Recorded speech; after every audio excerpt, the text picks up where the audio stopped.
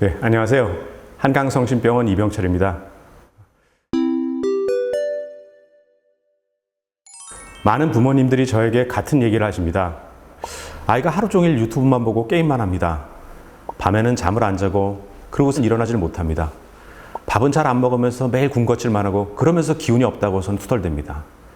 하루 종일 책상에 앉아 있어도 공부는 안 하고 시험 걱정만 하느라고 시간이 모자랍니다. 사실 논리적으로 이해가 되지 않고 혼을 내도 바뀌지 않는 이런 상황은 부모 입장에서는 참 답답합니다. 그러나 이런 고민은 다른 나라 어느 부모보다 지금의 한국 부모에게 가장 강하게 힘들게 하는 그런 문제인 것 같습니다. 왜냐하면 우리나라가 그 어디보다 더 미래가 불확실하기 때문에 아이들의 어떤 안정적인 미래를 위해서 더 학업에 집착하고 더 긴장하는 것이죠.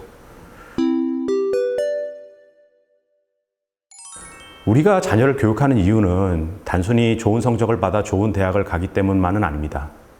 교육의 목표는 불확실한 미래 앞에서 자기 자신을 믿고 나아가는 힘을 길러주는 것이라고 생각을 합니다.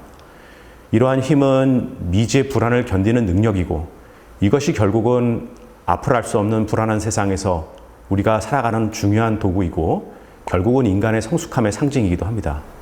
부모로서 우리는 자기 자식에게는 자기 자신에 대한 믿음을 주는 것이 필요하고 우리 스스로에게는 자식을 믿고 기다려주는 힘, 이러한 것을 갖는 것이 중요합니다.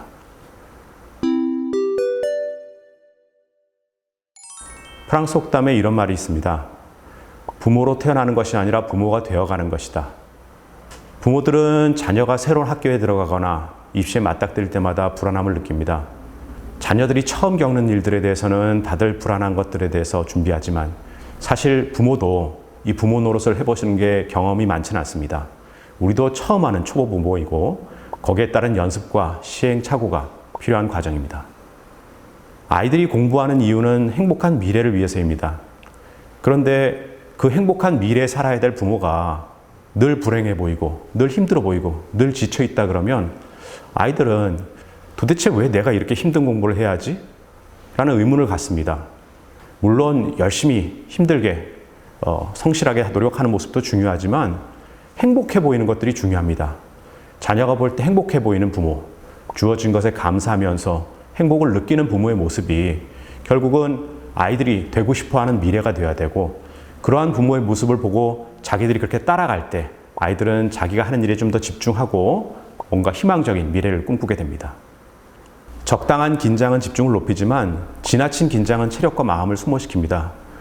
우리가 어떤 업무를 할 때 효율적인 불안과 긴장의 정도는 너무 낮은 것도 아니고 너무 높은 것도 아니고 딱 적당한 정도의 불안이 필요합니다. 통상적으로 부모 입장에서는 그 불안을 줄여주는 게 중요합니다. 왜냐하면 아이들은 학원에서, 학교에서, 동료들과의 경쟁에서 끊임없이 긴장과 불안을 강요받기 때문입니다. 특히나 부모의 불안은 아이들에게 전염되는 경우가 많습니다. 부모가 걱정하고 불안해하면 아이들은 거기에 따라가지고 뭔가 상황이 안 좋다고 생각하고 더 불안하고 긴장하게 되는 경우가 많습니다. 이러한 긴장을 줄여주기 위해서 통상적으로 우리가 아이들에게 권하는 정신 바짝 차려라, 집중해라 이러한 얘기들보다는 오히려 긴장을 풀어줄 수 있는 지금 잘하고 있어, 지금 하던 대로 하면 좋은 결과가 있을 거야 이러한 말들이 아이들이 긴장을 낮추는 데 훨씬 더 도움이 되고 긴장이 낮춰졌을 때 지금 하는 거에 좀 더 집중이 될 수 있습니다. 옌 랭커의 소설 사서에서는 밀농부의 일화가 나옵니다. 이 농부는 밀을 너무나 사랑하고 매일 밀밭에 가서 밀이 자라는 것을 지켜봅니다.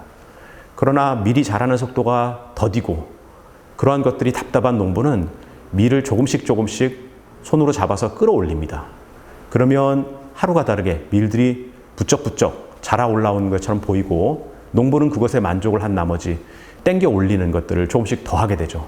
그러다 어느 날 밀농부가 밀밭에 가보니 모든 밀들이 다 죽어서 쓰러져 있는 것들을 보게 됩니다. 왜냐하면 너무나 위로 끌어올려서 뿌리와 연결이 끊어지고 결국은 영양분을 흡수하지 못해서 죽고 마는 거죠.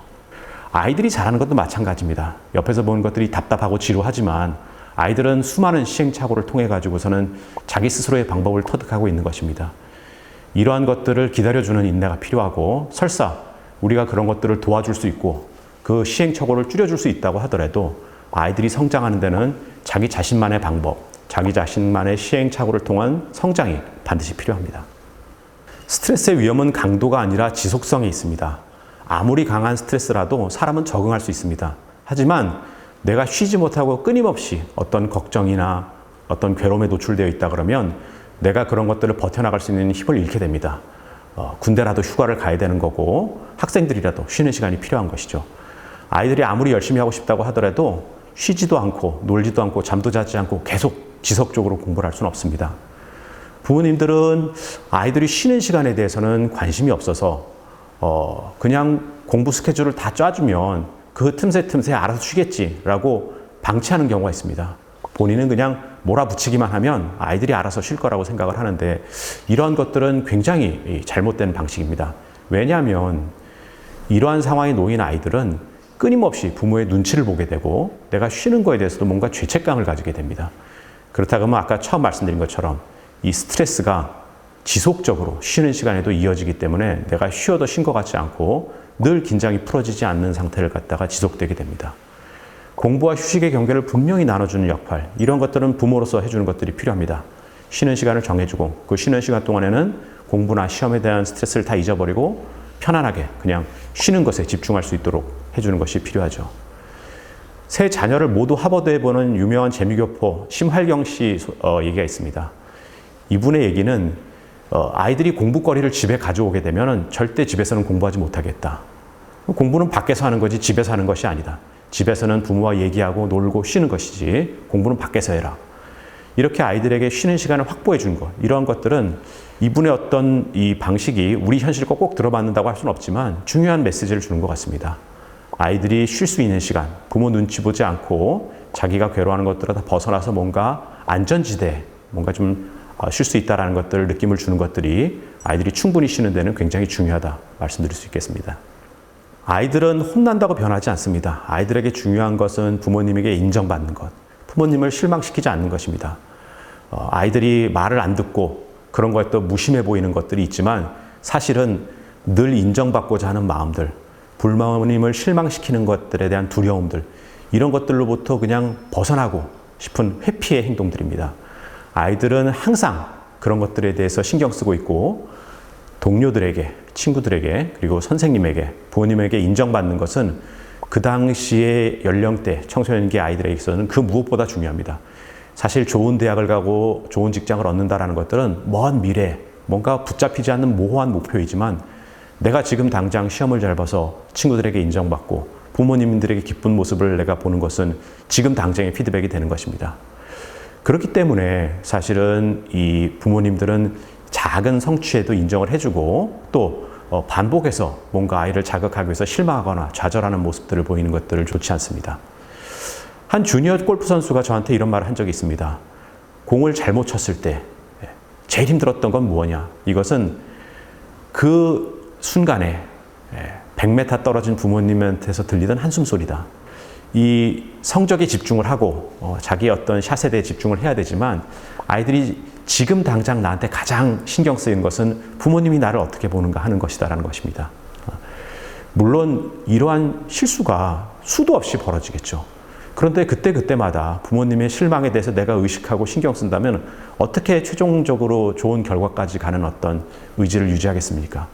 아이들이 작은 실수에서도 그런 것들을 극복하고 일어날 수 있도록 또 부모님들의 어떤 눈치를 보면서 결과에 대해 집착하지 않도록 하는 것들이 공부를 잘 하는데 굉장히 중요한 부분인 것 같습니다.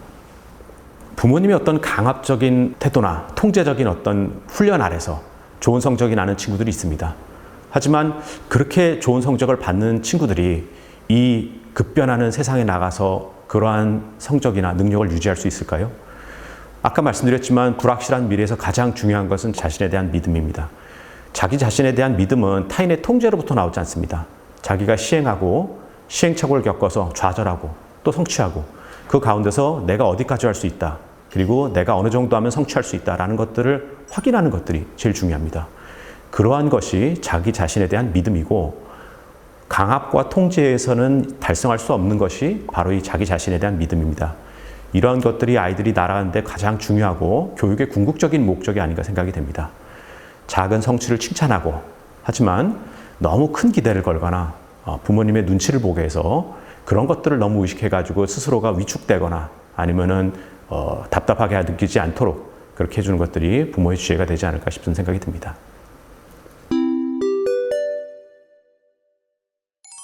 저는 종종 수험생을 우주 비행사에 비유합니다. 홀로 긴 시간을 외롭게 비행을 해야 되고 작은 실수에도 긴장합니다. 우리는 아이들의 생활을 통제하고 그런 것들을 다 관장하는 것 같지만 사실 아이들의 그런 수험 생활 동안에서 부모가 끼치는 영향은 지상에 있던 교신센터만큼이나 미미합니다. 부모와의 대화는 사실 우주선이 지상과 교신하는 것처럼 정말 짧고 단순합니다.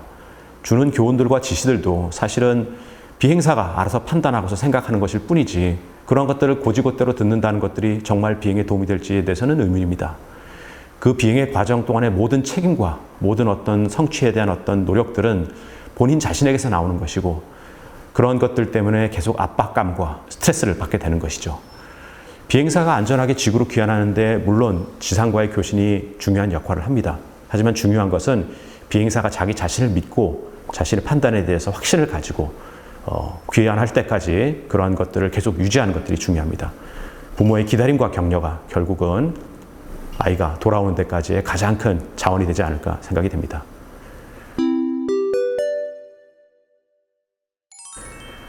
곧 수능이 다가옵니다. 그날은 우리 아이들이 먼 우주 비행을 마치고 무사히 지구로 귀환하는 날입니다. 점수가 몇 점이든 아이가 무사히 돌아오면 그것이 만점입니다. 여러 사람들은 다양한 어떤 목적과 그리고 임무들을 얘기하겠지만 부모 입장에서는 아이가 무사히 돌아와 주기만 한다면 그거 이상 바랄 것이 없습니다. 부모님의 믿음과 기다림 속에서 아이들은 스스로에 대한 믿음을 갖게 되고 이러한 것들이 무사히 귀환하는 데 가장 중요한 요건이 아닌가 싶습니다. 마지막으로 그날이 오게 되면 아이와 부모가 함께 웃고 축하하는 날이 될 것이라고 믿습니다.